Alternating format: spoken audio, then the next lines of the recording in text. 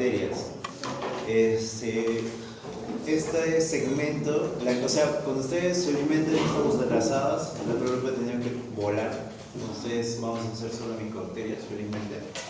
Entonces, en relación a las micobacterias, necesito mucha atención.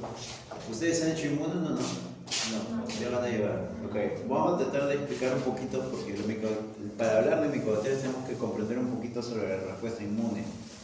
¿Ya? En realidad para todas las infecciones, ¿no? Pero para las micobacterias un poquito más. ¿Ya? No voy a ahondar mucho, porque la idea es que se entienda bien las generalidades de las micobacterias. Entonces, las micobacterias en realidad vamos a hablar de un grupo enorme de micobacterias. Un grupo de esas son las micobacterias tuberculosas, las que causan la tuberculosis que todos conocemos, ¿ya? Pero existen otro grupo de micobacterias que no son las tuberculosas, ¿ya? Que ese también generan enfermedad, pero otras formas de expresión clínica. Las micobacterias en su global son unos bacilos como eso que vemos en pantalla. Si se dan cuenta, no tiene flagelos por ningún lado, o sea que es inmóvil, ¿ya? Su crecimiento es lento. Usualmente las micobacterias lo que requieren son medios especiales para desarrollo. A la cabeza que haya aire, que haya presión de oxígeno alta. Entonces son aerobios estrictos. Pero también son intracelulares, les gusta meterse dentro de la célula. Esas son las características básicas de las micobacterias. Y como habíamos mencionado, tenemos dos grandes grupos. Unas micobacterias tuberculosas, y acá en este grupo se mete la micobacteria leprae, la que causa la lepra, ¿ya? Y tenemos un grupo de micobacterias enorme, de micobacterias no tuberculosas, ¿ya? Como son muchas, tenemos que dividirlas para aprenderlo mejor. Las vamos a dividir en micobacterias de crecimiento lento y micobacterias de crecimiento rápido. El punto de corte son 7 días. ¿Qué quiere decir? Que a esta micobacteria lo pongo en un medio de cultivo y en menos de 7 días ya tiene formadas colonias. Esas son las de crecimiento rápido. Y las de lento les pongo y necesito más de 7 días para que comiencen a desarrollar colonias. Pero como las de lento son hartas, tenemos que volver a dividirlas. Y vamos a dividirlas en aquellos que forman pigmentos en sus colonias versus aquellos que no forman pigmentos. Los que forman pigmentos le vamos a llamar fotocromógenas y las que no forman pigmentos no cromogénicas, ¿ya? Ejemplos tenemos varios y los nombres son muy importantes, ¿ya? De los crecimientos rápidos, ¿quién está? Abscesos y queloni son los más importantes, ¿sí? Los que ustedes van a escuchar con mayor frecuencia. Las de crecimiento lento, ¿quiénes son? Marinum, ¿ya? Avium complex, ulcerans. Esos son los más importantes de las de crecimiento lento. Ahora, estas de crecimiento lento como habíamos dicho, se van a dividir de acuerdo a la velocidad, a la formación de sus colonias, el color. Porque el grupo 1, denominado grupo 1 de Ranjan o fotocromógenas, son aquellas que cuando uno lo expone a la luz, las colonias forman una coloración amarillenta limón, un verde limón, ¿ya? El grupo 2 de Ranjan son aquellas que siempre están coloreadas, ¿sí? Desde que se forman. No necesitas exponerlas a la luz, ya están coloreadas. Y la coloración que toman usualmente es entre amarillenta o anaranjada. Y las no cromogénicas son aquellas que, a pesar de que lo metas a la luz, estos nunca van a tomar color, ¿ok? Y acá vamos a tener los organismos, por ejemplo, las que son fotocromógenas del grupo 1, tenemos al marino. Las que son fotocromógenas del grupo 2, tenemos a otras bacterias que son un poco más raras de pronunciar, Gordonae, Sulgae.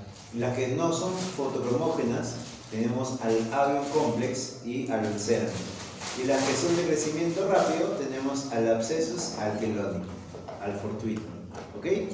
Esas son las micobacterias no tuberculosas, las micobacterias también llamadas atípicas, ¿ya? Así se clasifican. Ahora, estas son importantes, ¿por qué? Porque pueden diseminarse o pueden encontrarse en distintos puntos, generando infección. Y dependen mucho de las características del hospedador, o sea, necesitan condiciones especiales para generar daño, ¿ya? Acá, por ejemplo, tenemos el grupo de pacientes que van a tener daño pulmonar crónico. ¿Ok? Entonces, en este grupo de pacientes que tienen daño pulmonar crónico, las micobacterias no tuberculosas que se depositan, ¿quiénes son? El Kansasi, el Labium complex, el abscesos. Los que tienen catéter, ¿qué grupo de micobacterias se meten? El absceso, el fortito, el queloni. Los que forman ganglios, ¿quiénes son? El Labium complex, por ejemplo. Los que se meten en la piel o en tejidos o en partes blandas, ¿quiénes están? El marino, el ulcerans. ¿Se dan cuenta? Ya tienen puntos específicos donde predominantemente se meten, pero también tienen que estar expuestos a un factor, ya tiene que haber una condición. Por ejemplo, el marino tiene que estar expuesto a condiciones acuáticas de los océanos. El ulcerans tiene que estar expuestos a condiciones de aguas estancadas, ¿ya? Más o menos así.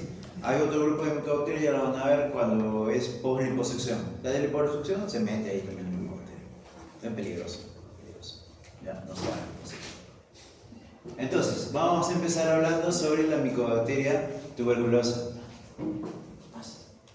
Nuestra clase de hoy va a ser enfocada a la micobacteria tuberculosa. Más adelante vamos a hablar sobre el resto de micobacterias, ¿ok? Pero esto es muy importante. Si entienden ese resto, ya es fácil. Micobacteria tuberculosa, nuevamente, bacilo, ¿sí? No tiene flagelos, no se mueve, es inmóvil, necesita oxígeno, ¿sí? Es aerobia estricta, es intracelular, requiere meterse dentro de la célula para continuar con su ciclo de vida, ¿ya? Y lo que lo hace tan importante es la constitución de su pared. Acuérdense, esta imagen, ¿qué les hace acordar? Miren, tiene una membrana interna y acá afuera pareciera que tuviese una membrana externa. Y en el medio tiene péptido helicado. ¿A qué se parece? No, gram negativa, ¿verdad? La gram negativa, ¿qué tienes? Una membrana interna, una membrana externa, tienes un espacio periplasmático y tienes peptidoglicano débil. Las gram positivas solo tienen interna y tienen peptidoglicano enorme, grande. ¿Se entiende? Pero si ustedes se dan cuenta, esta membrana externa es diferente que esta membrana interna. Acá tienes ácidos micólicos puestos en la membrana. Entonces, esos ácidos le dan esta característica especial a la micobacteria. Si ustedes se acuerdan, cuando hicimos la tinción de Gram, teníamos cristal violeta, lugol, alcohol y safranina, ¿verdad? Entonces, el penúltimo paso es meterle un decolorante, el alcohol, el ácido alcohol. Entonces, tú acá estás hablando que estas son micobacterias ácido-alcohol resistentes. ¿Por qué? Porque resisten a la decoloración. Por eso, la tinción de Gram no es útil para teñir a estas micobacterias. Y eso por los ácidos micólicos de la pared celular. ¿Se comprendió? ¿Sí? Lo otro que es importante que ustedes sepan es esta estructura que tienen acá. Miren, esta estructura de acá se le denomina lipoarabinomanano. Es un componente específico de las micobacterias, ya que nos va a poder ayudar a diferenciarla de otros grupos bacterianos. La presencia del lipoarabinomanano. ¿Ok? El resto, bueno, ya lo van a poder ir leyendo o observando, pero esta estructura es muy importante. Los ácidos micólicos también son muy importantes. Ya, muy bien, genial. Lo otro que tenemos que saber es cómo se transmite, ¿ya? Imagínense que, bueno, deben haber visto en los videos cuando salió la época del COVID, ¿no? Y salían algunas personas que estornudaban o tosían. Y cuando tosían, se liberaba como un spray, varias gotas, unas gotas gruesas, grandes, que caían rápido porque pesan, ¿no? Caen rápido. Pero tienes unas gotas mucho más pequeñas que con el ambiente, el aire, se desplazan un poco más. Esto es lo que sucede. Tienes una persona que tose y las gotas gruesas que pesan un montón caen cerca.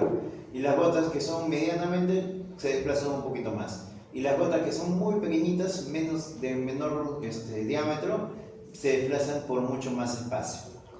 ¿Ya? ¿Qué sucede? Que la persona, para que el micobacterio llegue a ese nivel de alveolo, requiere que se encuentre en unas gotitas bien pequeñas, de micras, de menos de 5 micras, para que pueda llegar hasta el espacio alveolar. Cuando llega ahí, recién ahí comienza a desarrollar la enfermedad. ¿Ya? Se menciona que para que una persona esté expuesta a alguien, por ejemplo, con Esther, ¿no? Estamos en una distancia más o menos de 1,5 metros posiblemente. Entonces, esta distancia hace que si yo tengo tuberculosis y yo toso, a ella le voy a transmitir la infección. Pero si ella se sentara en la esquina, a pesar de que hay gotitas que están dispersadas, la probabilidad de que ella se contagie por mí es bien difícil. ¿Sí? Entonces, el punto de corte para hablar de contacto cercano es 1,5 metros. ¿Sí? Para decir que puede llegar a infectarse con mayor probabilidad. Pero también necesita mucho tiempo, ¿no? Debemos estar comiendo, conversando toda la mañana, toda la tarde, para que ella se ponga. ¿Sí? ¿Estamos bien? Pero eso funciona porque hay gotitas chiquititas que pueden llegar hasta el alveolo. Esto acá también es muy importante. Habíamos dicho que tiene que haber una persona infectada. Esta persona infectada sirve como reservorio. Y cuando hay una persona que no está infectada y estamos conversando, la otra persona se puede infectar. ¿Ya? Acá tenemos una persona que tiene la enfermedad, que sirve como reservorio, y al contacto con otra persona, esta otra persona se infecta. ¿Ok? Pero tiene dos caminos. O elimina la infección, o genera un granuloma y después genera una enfermedad. ¿Ok? ¿De qué depende de que se elimine la infección? De la respuesta inmune del paciente. ¿Sí? Una respuesta inmune adecuada. Acuérdense, cuando hablamos del ciclo pasado, a cada rato yo les mencionaba y les decía, ¿cuál es la respuesta para patógenos intracelulares? ¿Se acuerdan? ¿Cuál es la respuesta inmune? Para intracelulares. Había dos respuestas grandes, grupos grandes, ¿no? TH1 y TH2. ¿Ah? TH1 era para patógenos intracelulares y TH2 para patógenos extracelulares, parásitos, ¿no? Entonces, dijimos que al micobacterio le gusta meterse a nivel intracelular. Entonces, la respuesta que debe estar correcta debe ser una respuesta intracelular, o sea, dependiente de TH1. Acuérdense que los TH dependen de qué? De los linfocitos TSD4, ¿no? Entonces, tienen que tener una buena respuesta linfocitaria, específicamente TSD4. ¿Quiénes son alterados o quiénes alteran los linfocitos TSD4? El VIH. Leo, eres acreedor de salud institucional. Felicidades, profesor. Excelente. O sea, ese es el raciocinio. Porque si ustedes ven, y van a ver distintas enfermedades, a lo largo de toda la carrera van a ver distintas enfermedades, y van a estar alteradas distintas líneas inmunológicas. Todo aquello que afecte la actividad celular de linfocitos T tiene un gran riesgo para desarrollar tuberculosis. Ejemplo. ¿Sí? ¿Está bien? ¿Se comprendió esa parte? Ya lo van a ver mejor en inmuno, pero más o menos así funciona. Entonces, si no tienen una buena respuesta celular, el paciente después genera una enfermedad. Por eso, un factor de riesgo es paciente con VIH. ¿Existen otros? Sí, ya, pero a la cabeza paciente con VIH. ¿Qué pasa? Ya pasa que si una persona trata de contener a la micobacteria, sí, pero no lo logra al 100%, se desarrolla la presencia de un granuloma. Un granuloma es un conglomerado de células inmunitarias que tratan de encerrar a la micobacteria. O sea, lo meten en una cárcel, ¿sí? Lo encierran, pero no lo logran eliminar. Su objetivo es eliminarlo, pero como no pueden, lo encierran, ¿ya? Entonces, ese granuloma está ahí tiempo, pero cuando estas micobacterias comienzan a reproducirse, generan daño. Y ese daño ya es la presión clínica. Ya el paciente tiene fiebre, ya tiene tos, ya tiene dificultad respiratoria, ya hay un hueco en el pulmón, ya por ese daño acá. En el intermedio, ¿sí? En el intermedio, la persona que tiene la infección, pero en que no hay muchas micobacterias reproduciéndose, entonces no tiene expresión clínica. Tiene la infección, pero no tiene expresión clínica. A ese grupo se le denomina personas con tuberculosis latente. ¿Sí? Porque la tuberculosis está ahí, está dormida, ¿sí? No está haciendo daño, entre comillas, no te está causando ninguna molestia, no tiene fiebre, no hay baja de peso, no hay tos, ¿ya? Pero está ahí. Si tu inmunidad se altera, ¡pum!, comienza a brotar. ¿Sí? ¿Está bien? Dime. ¿Qué tantos casos hay de tuberculosis latente? ¿Cómo? O sea, ¿qué tantos casos? Es bien difícil. ¿Por qué? Porque realmente deberíamos tener un método diagnóstico correcto. O sea, hipotéticamente, si yo me expongo, ¿no? Si yo me expongo, voy al hospital de Baicán, por ejemplo, me expongo, y hay con muchos pacientes con tuberculosis, yo puedo infectarme. No desarrollo la enfermedad porque en teoría mi inmunidad está correcta, ¿ya? Entonces ahí yo estoy haciendo una tuberculosis latente, no estoy haciendo la enfermedad. ¿Se entiende? Pero, ¿cuál es el método correcto para hacerlo? El PPE, ya ahorita vamos a hablar un poquito de eso. El PPE, la prueba cutánea, es uno de los métodos hipotéticos, pero no es la mejor forma. Hay otras pruebas que vamos a ver más adelante que se meten en la sangre para ver. ¿Por qué? Porque si tú le haces el esputo, se supone que la micobacteria no está creciendo, no está generándote daño. Entonces, si le haces el esputo, no lo vas a encontrar. ¿Entiendes? Entonces, para hacer este diagnóstico es bien complicado. O sea, incluso no hay una buena definición de esta entidad clínica. Se sabe que existe, pero hasta ahorita no hay un acuerdo entre todos los médicos como para decir esto se va a llamar así. ¿Ya? Dime. Ahí. ¿No hay más dudas? ¿Más dudas? No. Ya, ok. Acuérdense entonces, ¿ya? Hay muchos factores y necesitamos una buena respuesta inmunológica. Esta lámina es muy importante, ¿ya? Esto sí requiere mucha atención. Cuando uno se infecta, ¿sí? Cuando uno se infecta, sobre todo por la micobacteria tuberculosis, la micobacteria se aloja en distintas partes, distintos tejidos, distintos espacios. Entonces, necesita un medio correcto para que la micobacteria se reproduzca fácilmente. ¿Cuáles son los medios correctos? Dijimos que tenga una buena presión de oxígeno, o sea, necesita una buena cantidad de oxígeno, que tenga nadie que le fastidie, o sea, el sistema inmunológico no tiene que llegar para fastidiarlo, ¿ok? Que el pH sea adecuado. Esos son los medios correctos para que la micobacteria crezca feliz, sana, tenga sus hijos y siga creciendo, ¿ok? Si esos criterios no se cumplen, pero tiene forma de reproducirse, se va a reproducir, pero más lento. Y si ninguna de esas se cumplen, pero el sistema inmuno no lo puede eliminar, se duerme y se queda estancado. Eso es lo que sucede. Acá tenemos una reproducción lenta y una reproducción alta, ¿ok? El primer grupo, el grupo A, deben ser las micobacterias que se reproducen rápidamente.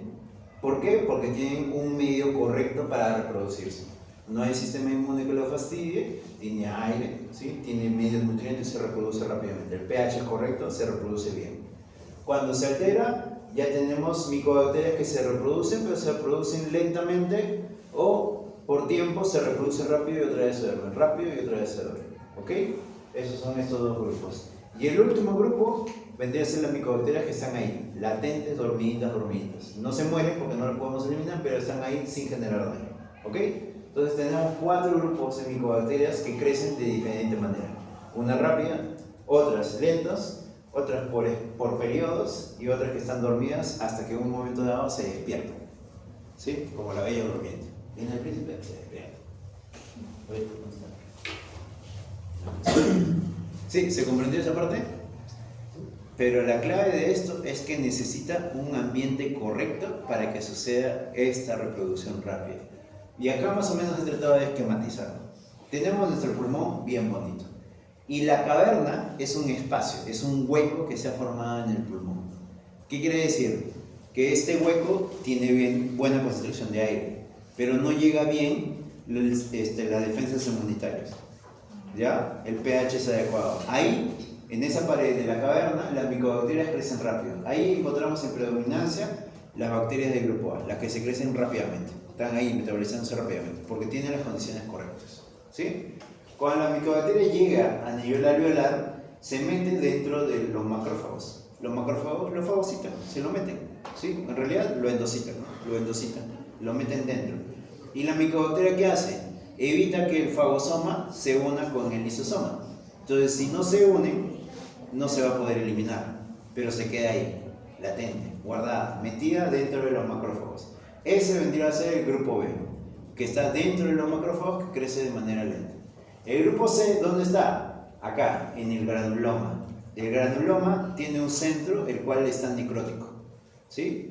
O sea, no tiene los medios necesarios para que se reproduzca, se reproduce lentamente, pero tampoco es eliminado de manera adecuada. Y ahí está metido el grupo C. Y el otro grupo, el grupo D, ahí tenemos problemas. Porque el grupo D no se sabe realmente en dónde está metido. Se dice Se cree que está dentro de los macrófagos, ¿ya? Pero no es una hipótesis 100% comprobada. Entonces tenemos diferentes grupos. Grupo que se reproduce lento, grupo que se reproduce de una velocidad intermedia y un grupo dormido. Una persona puede tener los 4 grupos dentro de sí, ¿ya? ¿Y de qué depende? De todos los factores que han hecho. Buen oxígeno, buen pH, baja respuesta de inmunidad celular. ¿Ah? Solos, o sea, su grupo de bacterias. No, o sea, esta división es una división un poquito más teórica, ¿ya? O sea, la misma micobacteria cuando se reproduce va a ser estos grupos nada más, ¿ya? ¿Sí? ¿Estamos bien? ¿Sí? ¿Estamos bien? ¿Se entendió esa parte? ¿Comprendido? Digo Ya. que el grupo C es en el granuloma. Claro, ese es el ejemplo clásico para hablar del grupo C. Y el D dijo que no sabían el lugar exacto. Claro, no ¿Y sé. cómo si no saben el lugar exacto, cómo es que llegado a la clasificación de que hay un grupo de... Ah, esa es una buena pregunta. ¿Por qué? Si te das cuenta, bueno, tal vez sepan que el tratamiento para tuberculosis son de meses. ¿Por qué? Porque al inicio tú le dabas tratamiento unos días y el paciente clínicamente mejoraba. Ya no había fiebre, ya no había flema, estaba ganando peso, todo lo demás. Terminas el tratamiento un mes, digamos, ejemplo, terminas el tratamiento un mes y después, en el siguiente mes, hace nuevamente la enfermedad. Nuevamente cae. Le expandes por más tiempo, tranquilo, se recupera otra vez. Le suspendes y otra vez cae. ¿Por qué? Porque cuando diste los tratamientos, el tratamiento donde actúa a este nivel. El tratamiento, los antibacterianos actúan sobre todo a las bacterias que están reproduciéndose rápidamente. Después salieron los tratamientos que actúan a este nivel, que actúan en las bacterias que se reproducen un poquito lento, ¿ya? Pero para este nivel no tienes un tratamiento específico. Este es nuestro gran problema. Por eso las personas, ¿sí?, después de haber estado expuestas, pasan mucho tiempo y se inmunosuprimen, tienen una chance de desarrollar tuberculosis otra vez. ¿Sí? ¿Se comprendió esa parte? Sí. Ya, perfecto. Sí, por eso el tratamiento para la tuberculosis es muy largo, pues. Por eso le da 6 meses de tratamiento. Antes se daba 1 año, se daba 9 meses. Imagínense. Recién ahora están saliendo esquemas más cortos, ¿no? 4 meses recién, pero son con otros fármacos nuevos. ¿Se entiende? Y el tratamiento para tuberculosis no es solo uno. Tienes uno que actúa a este nivel, otro que actúa a este nivel, otro que actúa a este nivel. Sí, por eso son al menos 4 fármacos diferentes. Entonces me da a entender que esa clasificación del grupo fue debido al tratamiento. Ah. O sea, debido a qué tanto probaban los tratamientos y qué tan eficientes eran. O sea, el metabolismo de la micobacteria tiene estos patrones. ¿Cómo la ciencia se fue dando cuenta? Cuando fueron probando y el paciente recaía, ¿no? Ahí dijeron, acá hay algo raro, ¿por qué recae? ¿Se está volviendo a infectar? Pues lo mismo. Entonces ahí comenzaron a buscar y ahí se dieron cuenta de que en realidad la micobacteria se mete en todos los tejidos y en cada lugar es diferente, ¿no? Caverna, intracelular, calcio, y así. ¿Se entiende? Sí, gracias. ¿Más dudas? No. Ya, perfecto. Esto entonces, acuérdense eso, sí, eso es muy importante. Ya, esto es muy importante. Ahora, habíamos dicho que cuando llega la micobacteria se mete dentro de los macrófagos, ¿sí? Lo endocita, pero el lisosoma no se une con el fagosoma, esa es su forma de evadir la lisis, entonces se queda dentro del macrófago y el macrófago trata de pedir ayuda, se mete a los ganglios. ¿Y los ganglios qué hacen? Comienza a activar los linfocitos, ¿no? Entonces los linfocitos, sobre todo el TH1, viene para tratar de ayudarlo. Y acá tenemos, esto es la imagen de un granuloma. Tenemos las micobacterias en el medio, macrófagos por afuera, tienes otra capa de macrófagos activados y tienes una tercera capa de linfocitos T y linfocitos B que tratan de ayudar para contener a la infección. Cuando pasa tiempo, este centro se va necrosando poco a poco. Se necrosa, se necrosa. Como se está necrosando y en un momento dado la pared que se formó se rompe. Cuando se rompe se libera todo el contenido. Y ahí es que se forma una cavidad, el hueco del pulmón. ¿Sí? ¿Se comprendió? También. Sí. Mucha información. En este país, al formarse granulomas, se forman también los nodos de Gauss. Sí.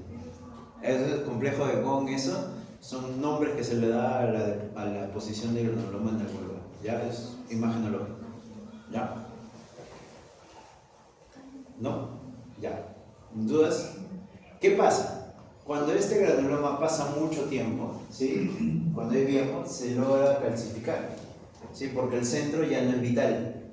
Entonces, un tejido que no es vital, que no está profundido, nada por el estilo, se calcifica. Y cuando es calcificado, ya no hay presencia de nada, ni germen ni nada, porque la calcificación elimina todo. ¿Está bien? Pero por otro lado, cuando se necrosa, se rompe, se libera y el granuloma ya forma una cavidad, un hueco. Ya, ok. Entonces, habíamos mencionado. Dime. No, dale.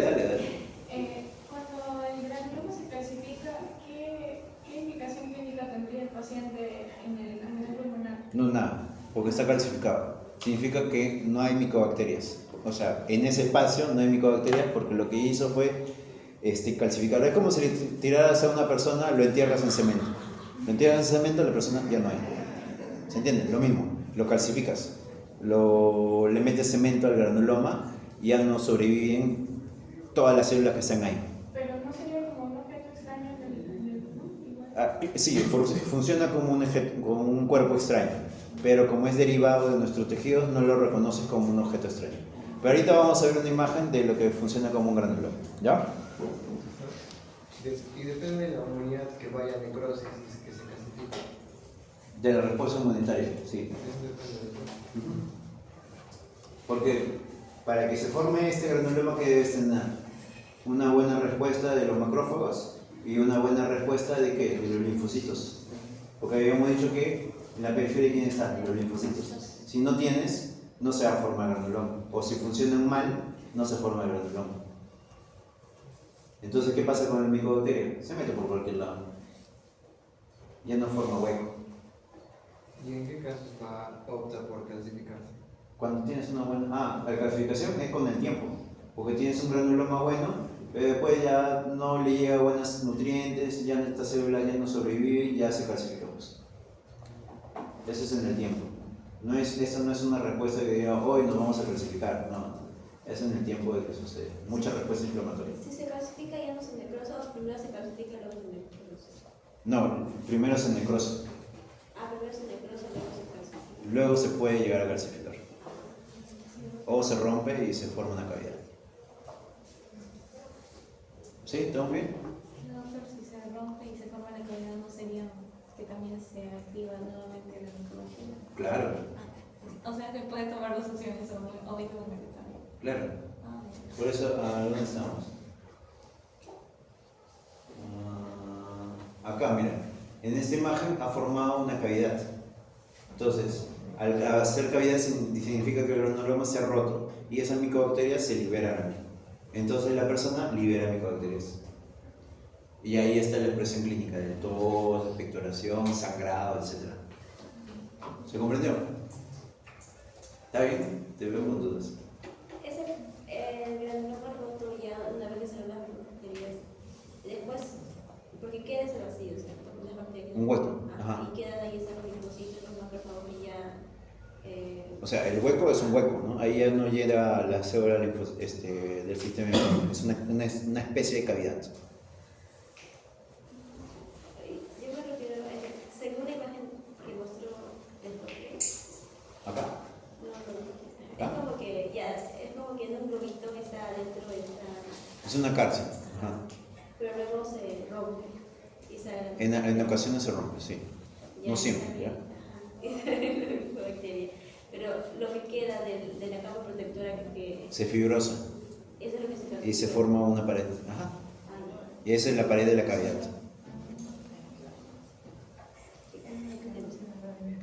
¿Ah? Eso es lo que vemos en la radiografía. Sí, exacto. Por eso tú ves acá, mira, la cavidad, ¿dónde está? Acá. Acá está el hueco. Si le tomaras una tomografía, acá no le habías tomado, no le habías puesto una tomografía, pero en la tomografía acá no hay nada, hay aire. Porque es como si hubieses tomado un pedazo de pulmón, lo rompes y lo sacas. Y queda un espacio. Ese espacio se le llama cavidad. ¿Sí? Y esta, mira, si ustedes se dan cuenta, han hecho radiografía, me dijeron. ¿Ya? Si ustedes se dan cuenta, acá se ve más blanco que esta parte de acá o que esta parte de acá. ¿Por qué? Porque está fibrosado, porque es tejido cicatrizal, está más engrosado, no hay aire, es una pared. ¿Sí? ¿Se comprendió mejor? Lo que pasa es que ya antes de que ya se calcificó, ¿verdad? Pero si no se rompe, o sea, si no se rompe esa calcificación, ¿a dónde iría? Para evitar su colapso como tal. O sea, calcificación ya está muerto todos. Sí, pero Ya. ¿qué pasa? O sea, como, porque sería como una estructura ahí. Por eso, si el granuloma no se rompe, Siempre. se calcifica. Ya. Si hace viejo, se ¿Qué calcifica. pasa? Se Pues queda todo ahí. la minotomía. Se queda ahí, ahí está. Ah, o sea, ahí vive como. No, las micobacterias se murieron. No, sí, sí, pero. Pero ya está ahí, ya se queda ahí, ya no lo eliminas. Ah, Es como una cicatriz grande. no, ok. ¿Sí? ¿Se entendió mejor? Ya no vamos. Ya, acá. Entonces, nuevamente lo mismo. Para que haya expresión clínica, y para que el paciente tenga fiebre, tenga tos, tenga dificultad respiratoria, para que tenga un hueco, significa que las bacterias han estado en reproducción, ¿no? Están ahí creciendo. Entonces, ahí, en este grupo de pacientes, es que recién nosotros vamos a ver síntomas como fiebre, baja de peso. Recién a estos pacientes le vamos a hacer el esputo y a ellos va a salir positivo lo más probable. ¿Se entiende? ¿Por qué tiene ahí las micobacterias dando vueltas? Pero en el grupo de pacientes que tienen tuberculosis latente, ¿sí? O que solamente están infectados, en ellos no están reproduciéndose. Entonces no tienes expresión clínica, no hay fiebre, no hay baja de peso. Le tomas un beca de esputo y no vas a encontrar micobacterias probablemente. ¿Ya? Esa es más o menos la forma en la cual tenemos que buscarlo. Para hacer el diagnóstico de tuberculosis tenemos muchos métodos. ¿Por qué? Porque la tuberculosis es muy importante, es muy complicada de tratar, es muy difícil, ¿ya? Entonces tenemos que tener varias estrategias. Un grupo que van a hacer la microscopía directa a través de tinciones. Otro grupo que va a ser por medios de cultivo. Otro grupo que va a ser por métodos moleculares y otro grupo que va a ser por test inmunológicos. Ahí viene inmuno, la clase de inmuno, importante. Entonces, para hablar de microscopía directa, acá esta sí la conocen, Sin-Nielsen. Una tinción que tienes un fondo azulado y las bacterias que son ácido alcohol resistentes se tiñen rojizo, violeta. La micobacteria tuberculosa se tiñe con tinción de Sin-Nielsen. Las no tuberculosas, por la forma de su pared, también se tiñen con Sin-Nielsen. Pero existen otras bacterias que también se tiñen. Ejemplo, Nocardia, Rhodococcus, también se tiñen con Sin-Nielsen. ¿Por qué? Porque son ácido alcohol resistentes. Después tenemos otra tinción más especial, que es con un medio inmunofluorescente. Lo pones en el microscopio, apagas las luces en el campo oscuro y ahí vas viendo. Las bacterias se tiñen así, fluorescente, verde, llamativo. Este es más fácil, ¿no? Porque lo ves una lucecita que brilla. ¿Ya? A esa tinción se le llama tinción de auramina-rodamina. Después tienes los medios de cultivo. Y a la micobacteria le gusta crecer en medios líquidos de cultivo. ¿Ok? Más que los medios sólidos. Los medios sólidos no son tan buenos. Los medios líquidos sí son mejores, ¿ya? Pero los medios sólidos son los que tenemos a disposición por el Ministerio de Salud. ¿Quiénes están? El lobo Jensen y el Ogawa. Y son así, verdosos. Y utilizan a base de huevo para formar estos medios de cultivo. Y ahí ven las colonias bien creciendo.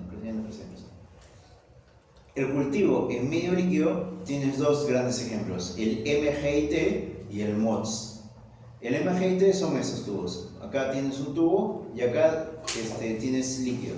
Acá le pones la micobacteria y crecen y forman turbidez.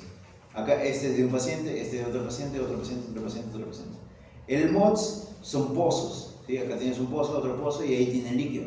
Ahí le meten la micobacteria y va creciendo. La diferencia es que acá puedes ponerle antibióticos. Entonces, con esta prueba tú vas a poder ver también resistencia o sensibilidad a antibióticos. ¿Ok? Otras pruebas, las pruebas moleculares. ¿Sí? Ahí tienes distintas plataformas, distintas marcas. Tienes GeneXpert, Genotype, TrueNat son las más comunes. ¿Ya? Estas dos son muy complejas, necesitas unos lugares especiales para que estén estables. Un flujo de electricidad constante, un ambiente cerrado, que sea una temperatura especial, que no haya polvo, etc. ¿Ya? Entonces, son caras, son especiales, ¿sí? Son exquisitas. El GeneXpert, que es esta máquina acá, ya es esta marca, y acá en este cassette va la flema o el esputo de la persona. ¿Sí? La persona inspectora se coloca acá, se analiza. Acá tienes para 4 muestras, o sea, para 4 personas a la vez. Hay más grandes, ¿ya? Pero este ejemplo es de 4. El genotype lo procesas, ¿sí? Lo procesas de manera diferente y cada una de las muestras se va a detectar. ¿Cuál es la diferencia? Que el GeneXpert tiene varias versiones. La más básica, la más común, te detecta la micobacteria y te detecta resistencia a rifampicina. Después tienes otras que van a detectar resistencia a rifampicina, pero también resistencia a otros antibióticos. El genotype te detecta la presencia de la micobacteria, pero también resistencia a los antibióticos.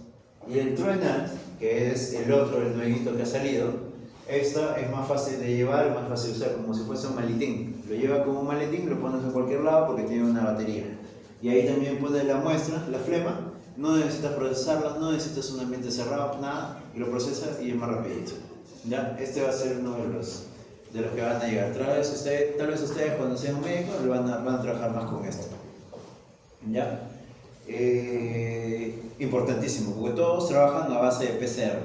¿Ya? Entonces es muy importante, por eso son pruebas moleculares. Los otros son los métodos por respuesta inmunológica. ¿Ya? Y acá tenemos el ejemplo más clásico, que vendría a ser el PPD. PPD, esto deben haberlo escuchado, ¿no? Que es una prueba que se coloca en el brazo, ¿sí?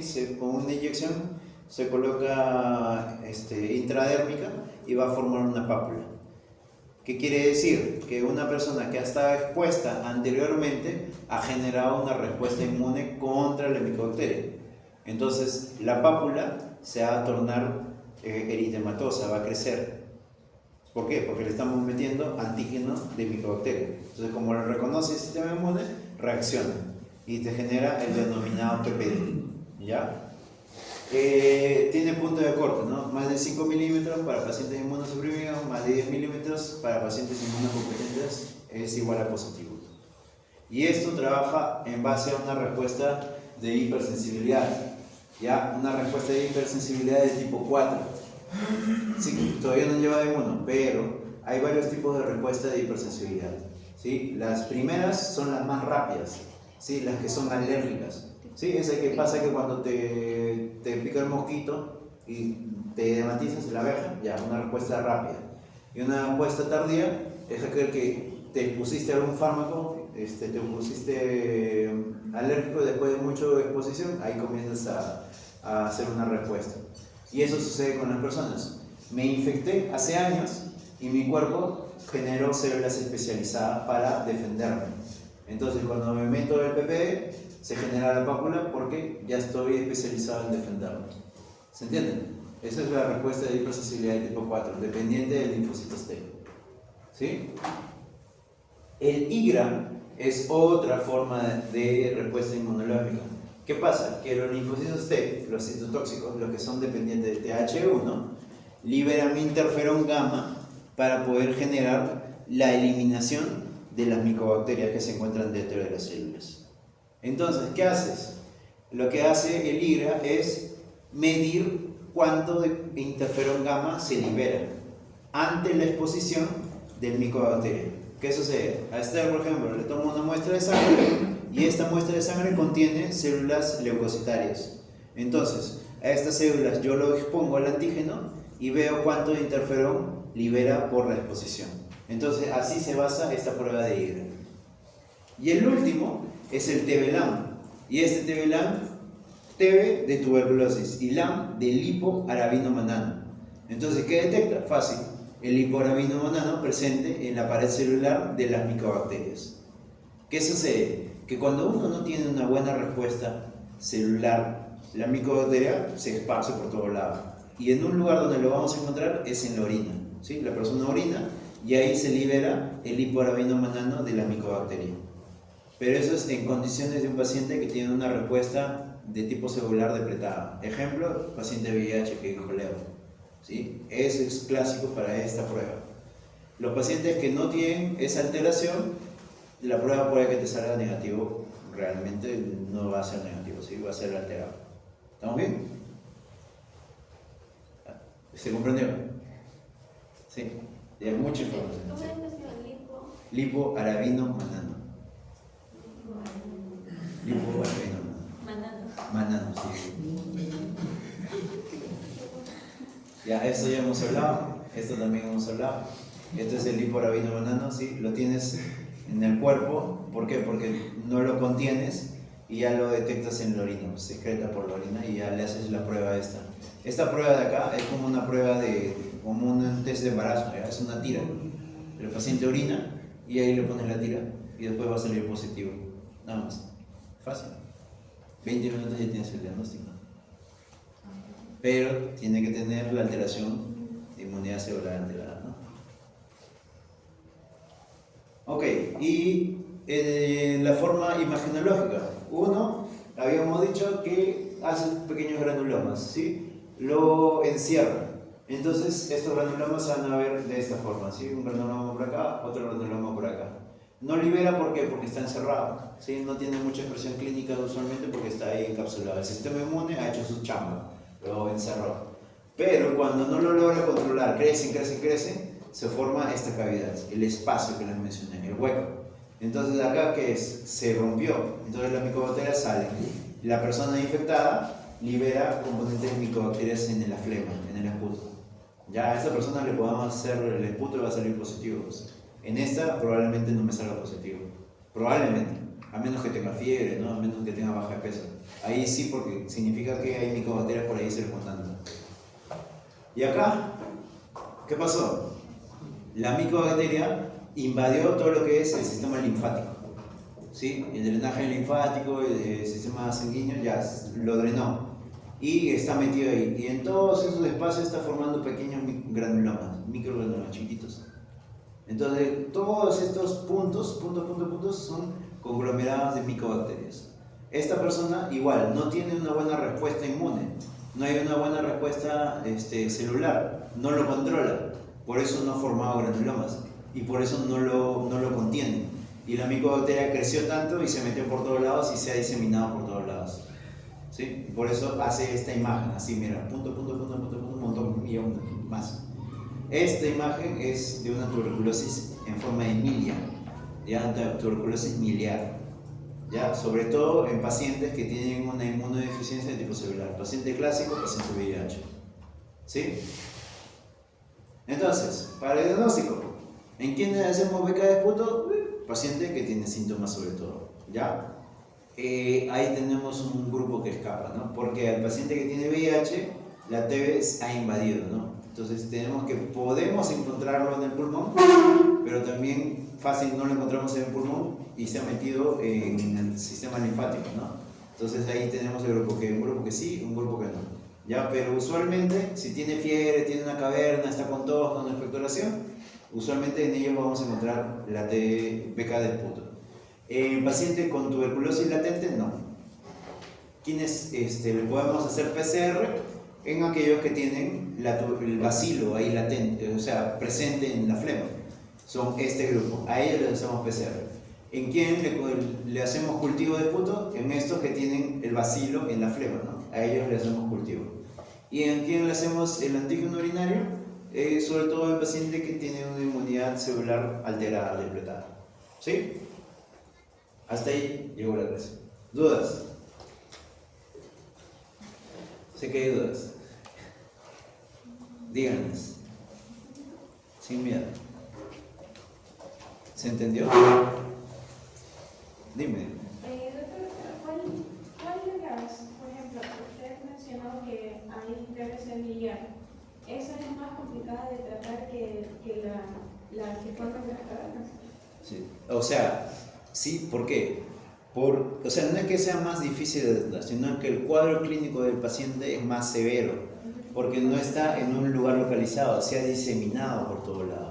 O sea, tienes un montón de micobacterias que han salido del espacio pulmonar, del alveolo, y se han metido a otro tejido.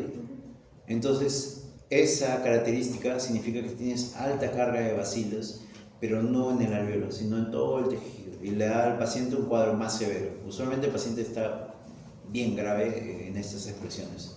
Esta es una emergencia que deberíamos tratar, ¿no? Pero eso es por la inmunidad alterada, ¿ya? No todos hacen millo. ¿Cuánta es la probabilidad de poder salvar a un paciente en ese estado? Acá depende de en cuánto tiempo le hayas hecho el diagnóstico y en cuánto tiempo le hayas iniciado el tratamiento, ¿no? Estos pacientes sí salen, pero es más difícil, ¿eh? Es más difícil. El paciente usualmente viene mal, pero sí salen. Más dudas. Díganlas. O todo está claro. ¿Sí? Es complejo, ¿ya? Micobacteria tuberculosis es un poco más complejo porque no solamente estamos hablando del patógeno, también metemos tema de inmuno y mezclamos un poco. He tratado de que se entienda, no trato de generar muchos nombres, ¿sí? Porque si nos metemos inmuno nada más, vamos a hablar de un montón de nombres moleculares y todas esas cosas. Ahorita no, ¿ya? O sea, conmigo no se mete mucho eso, vamos a tratar de entender cómo funciona todo, ¿ya? Entonces, ¿se entendió? ¿Sí? Ya, yo creo que la clase de hoy lo hemos culminado, ¿sí? La siguiente semana nos toca hablar de patógenos del sistema cardiovascular. Ya, la diapo ya la subí para que repasen, vean, bueno, no sé. Lo de mañana no es conmigo, hasta tengo entendido que es con el doctor Joaquín, ya, entonces yo no sé exactamente qué vayan a hacer el día de mañana. Averíguenlo bien con la escuela, ¿ya? Reforzamientos de microbiología. Sí, yo no tengo nada que ver ahí, sorry. Ya, exactamente qué van a hacer no lo sé. Sí, yo no sé qué van a hacer. No sé si van a hablar de proyecto o de laboratorio o de teoría. O sea, traten de aprovechar lo que puedan, ¿no? Si tienen esa clase, traten de aprovecharlos. ¿Ya? Pregúntenle sus dudas, todo lo demás. ¿Hay alguna duda adicional? No. ¿No? Ya, perfecto. Entonces, ya, nos vamos, vayan a su semana de oración.